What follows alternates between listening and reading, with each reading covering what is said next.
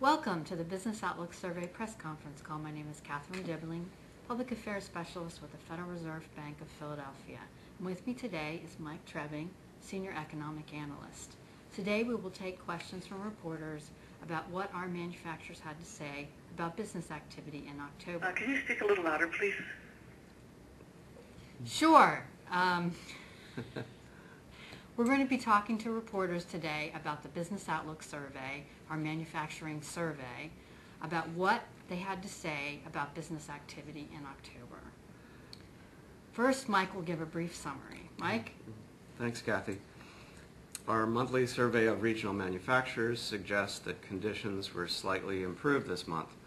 In particular, the indicator for general activity, which had been improving in recent months but still negative, moved into positive territory. The share of firms indicating activity increases was narrowly higher than those saying activity declined. The same firms reported steady levels of shipments and new orders this month, suggesting that activity has stabilized. But firms were still reporting overall declines in employment and work hours. Our price indexes suggest a slight increase in price pressures for inputs this month, but manufactured goods remain generally steady. The future indicators reflecting the firm's outlook over the next 6 months, which improved dramatically last month, retreated, but were still positive and suggest that firms expect growth over the next 6 months. Okay, questions. Katie Etter, NJ Biz. Hi, Mike. How are you? I'm good, thank you. So what do you think spurred the improvement this month since we just came out of 5 months of declines? Well, we just rely on the indexes more than anything, but they do provide general comments about activity, and I'd say that the tenor of the comments were slightly more positive this time. You know, it's hard to read the comments, and as much as we get negative comments and positive comments, a little bit of reference to improvement on the construction side of things. But on the others, and the energy business continues to be strong, with the exception of local Marcellus shale type developments where production may be still rising, but the support activities have diminished a little bit. So, but on balance, the comments go along with the indexes that suggest some overall level of increase in activity, slight. And the fact that orders and shipments, have not changed much, suggests that things are still somewhat flat, but the activity index at least was positive for the first time since April. Questions. Ellen Froelich, Reuters. Nothing right now, thanks. Questions. Kathleen Madigan, Dow Jones. So just to be clear, because I was kind of surprised that we got this pretty solid gain in the top line index, but the subcomponents seem to still be weak. The general activity index is not a composite of these. It's a totally separate question. That's right. So they give us their appraisal of overall activity.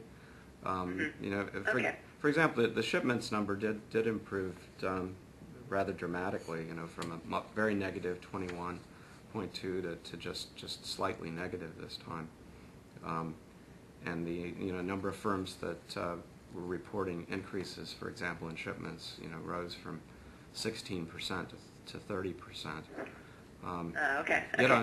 Yet on balance, inventories stayed the same, so that there could have been some increased production there too that are reflected in the overall activity index number. Okay. Follow-up questions. Katie Etter, NJ Biz. Sure. Hi, Mike, again. I'm sorry. With the production activity increasing but employment decreasing, do you think that this suggests that manufacturing firms are learning to do more with less, and do you think that the hiring trend will continue to fall going forward if they're doing so? Right. It could be that some of the firms that had been hiring have stopped hiring. They're waiting for demand to pick up, so there's that possibility. The amount of uncertainty that's being registered in the comments is probably not too surprising. We get lots of comments about elections and fiscal cliffs and that kind of thing, and also the international outlook. Look, we have many of these firms producing for export markets, so I think the degree of uncertainty is feeding into some of these hiring decisions and certainly the expectations numbers alone. But we rely more on the numbers themselves than the comments. Follow-up questions. Ellen Froelich, Reuters. Thanks, nothing. Thanks. Kathleen Madigan, Dow Jones. No, nothing for me, thanks. Katie Eder, NJ Biz. Sure, I have one more. Sorry. In terms of the uncertainty going forward, obviously a lot of it revolves around the election. Do you think that that will show in December's data with, in terms of, do you expect any kind of jump in activity or future outlook just with some of the results of the election? We'll just have to see. The next survey will be conducted, just right after the election in November, and I don't try to anticipate what the results are going to be month to month. We'll just have to wait and see. Okay, thank you. Mm-hmm. All right. I'll see you next month. All right, thanks, bye-bye. Thanks. Sure. Okay, Mike, I'd just like to ask you about the special question. We'd asked firms to talk to us about changes in their workforce. Right. Could you talk to us a little bit about their responses? Yeah, we asked them about the past year, whether their total workforce had increased or stayed the same, and we had, the reporters evenly split, almost evenly split between those expecting, or those that reported increases in their total workforce and those that had declines. But we also asked them about the mix of total employees changing in various categories of employment over the last year. And on balance, we saw, slightly more larger percentage of firms that had decreased their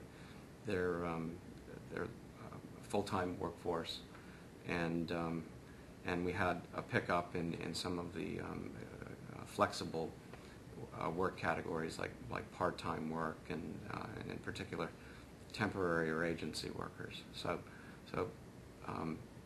that was an interesting trend that we saw also last year.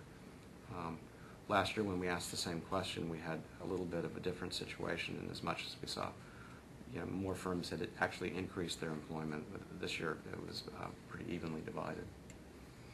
Is that related to some uncertainty where they're sort of hedging their bets? They need more employees, but they just want to invest in temporary rather than permanent? It's possible.